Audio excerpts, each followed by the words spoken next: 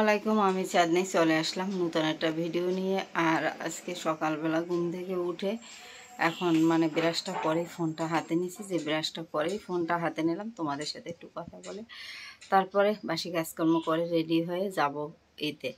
তা চলো ক্লাস করার জন্য যাব। তা প্রথমত বাসি কাজকর্ম সেরে নিয়ে তারপরে আসি ক্যামেরার সামনে আবার, কারণ একটু একটু করে সব কাজগুলো সেরে নিতে হবে, তারপরে সব কিছু হয়েছে কথা।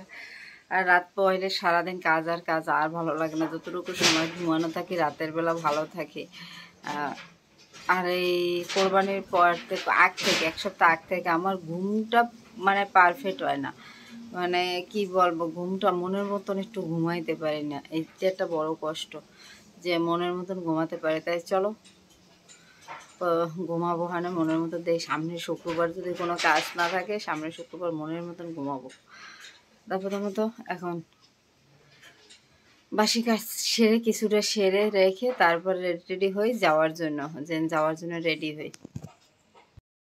থেকে বাসায় চলে আসলাম, বাহির থেকে বাসায় চলে আসছি। ক্লাস শেষ করে মাত্র কটা 12:45 ছাড়ছে। আসতে আসতে যে টাইম লাগছে এখন বেজে গেছে 1টা বাজতে 5 মিনিট বাকি আছে।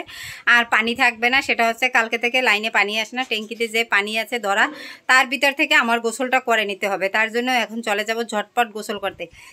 ভাতটা বসিয়ে দিয়েই তারপর গোসল করে তরকারি রান্না করবো। আর তরকারি আজকে ঢেঁড়স ভাজি করবো, আর কিছুই না। কালকে রাত্রে ঢেঁড়স কুচাইতে যাইয়ে দেখো হাত জেরা জেরা করে ফেলাইছে, বুঝায় না, বাট কালো হয় নাই তো, তাই পুরো হাতটা কাটে গেছে। কীভাবে কাটলো বুঝতেই পারলাম না। ঢেঁড়স কাটতে চেয়েছে না এইরকমের হবে, বুঝতে পারিনি একটুও, তাহলে আর করতাম না। তাই চলো এখন আমি গোসল টোসল সেরে নিই, কাজকর্ম সেরে নিই, সব সেরে টেরে গোসল টোসল সেরে তারপরে যা করার করবো, রান্নাবান্না। পানিটা চলে গেলে আর গোসল হবে না, তার জন্য আগে গোসলটা ছটপট সেরে নিই।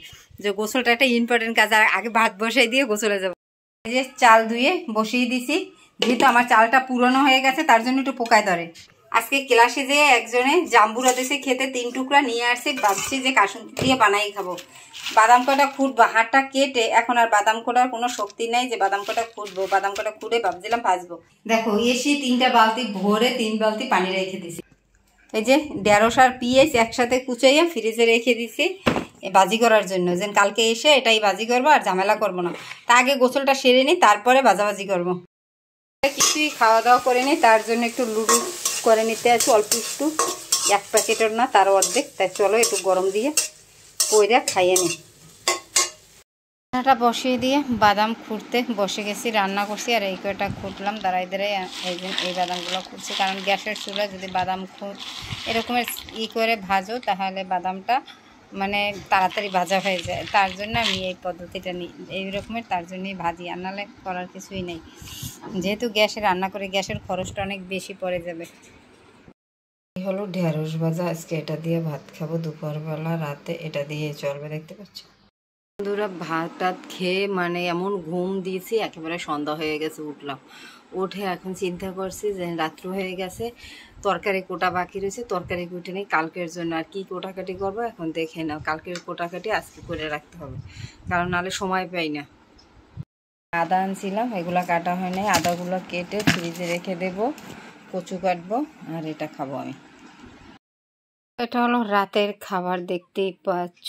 একসাথে নিয়ে নিচ্ছি ঢেঁড়স ভাজি আর সাথে ভর্তা, দেখতে পাচ্ছ। এখন এগুলোকে সুন্দর করে মেখে খাওয়া দাওয়া করবো, লাকুম লাকুম করে খেয়ে পারবো। তা চলো খাবারটা খেয়ে নিই। এখন বাজে রাত 12টা, ওই জায়গায় ব্যাগটা গোছাই দিচ্ছি। সকালের জন্য চশমা রেখে দিছি, মনে থাকে না সকালবেলা চশমা চোখে দিয়ে যেতে বাইরে, তার জন্য ব্যাগটাকে ওরকমের গোছাইয়ে রেখে আমি এখন শুনবো। মশারিটা নাই, মশারিটা টানাবো, ঘুমাবো, এটাই হচ্ছে কাজ। তাই চলো রাত্র 12টা বাজে ভিডিও শেষ করে নিই, ভিডিওটা শেষ করে দিয়ে ঘুমাবো। তার জন্য চিন্তা করলাম ভিডিওটা শেষ করি।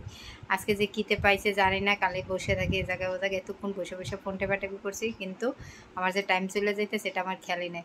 তাই চলো আজকের ভিডিওটা এখানে শেষ করে দিই। তোমাদের যদি ভালো লাগে তাই নিশ্চয়ই সাবস্ক্রাইব করে দেবে, লাইক করে দেবে, কমেন্ট করে দেবে, বেল বাটনটা অবশ্যই অন করে দেবে প্রতিদিনের ভিডিও নোটিফিকেশন পাওয়ার জন্য। আমি চেষ্টা করি প্রতিদিন তোমাদেরকে ভিডিও দিতে। তাই সবাই ভালো থাকো, গুড নাইট, আল্লাহ হাফেজ।